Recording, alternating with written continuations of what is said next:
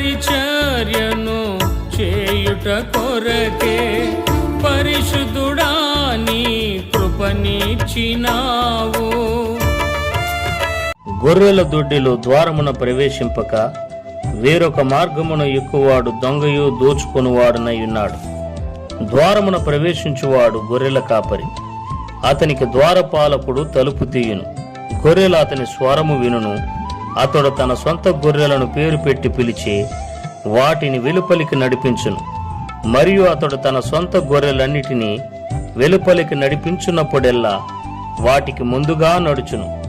గొర్రెలు అతని స్వరం ఎరుగును గనక అవి అతనిని వెంబడించును.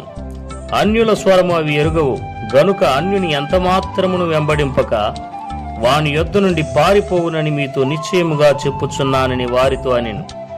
ఈ సాదృశ్యము యేసు వారితో చెప్పెను గాని ఆయన తమతో చెప్పిన సంగతులెట్టివో వారు గ్రహించుకొనలేదు. కాబట్టి యేసు మరలా వారితో ఇట్లనెను, గొర్రెలు పోవు ద్వారమును నేనే. నాకు ముందు వచ్చిన వారందరూ దొంగలను దోచుకుని వారనై ఉన్నారు. గొర్రెలు వారి స్వరము వినలేదు. నేనే ద్వారమును. నా ద్వారా ఎవడైనా లోపల ప్రవేశించిన ఎడల వాడు రక్షింపబడిన వాడై లోపలికి పోవుచు బయటికి వచ్చుచు మేత మేయుచునుండును. దొంగ దొంగతనమును హత్యను నాశనమును చేయుటకు వచ్చును గాని మరి దేనికినీ రాడు.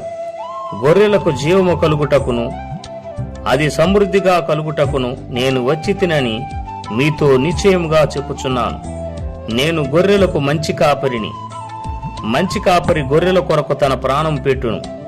జీతగాడు గొర్రెల కాపరి కాడు గనుక గొర్రెలు తనవి కానందున తోడేలు వచ్చుట చూచి గొర్రెలను విడిచిపెట్టి పారిపోవును. తోడేలు ఆ గొర్రెలను పట్టి చెదరగొట్టును. జీతగాడు జీతగాడే గనక గొర్రెలను గూర్చి లక్ష్యము చేయక పారిపోవును. నేను గొర్రెల మంచి కాపరిని. తండ్రి నన్ను ఎలాగును ఎరుగునో నేను తండ్రిని ఎలాగు ఎరుగుదునో అలాగే నేను నా గొర్రెలను ఎరుగుదును. నా గొర్రెలు నన్ను ఎరుగును మరియు గొర్రెల కొరకు నా ప్రాణము పెట్టుచున్నాను. ఈ దొడ్డివి కాని వేరే గొర్రెలను నాకు కలవు. వాటిని కూడా నేను తోడుకొని రావలెను. అవి నా స్వరము వినును. అప్పుడు మంద ఒక్కటియు గొర్రెల కాపరి ఒక్కడును అగును. నేను దాని మరలా తీసుకొనున్నట్లు నా ప్రాణము పెట్టుచున్నాను. ఇందువలననే నా తండ్రి నన్ను ప్రేమించుచున్నాడు.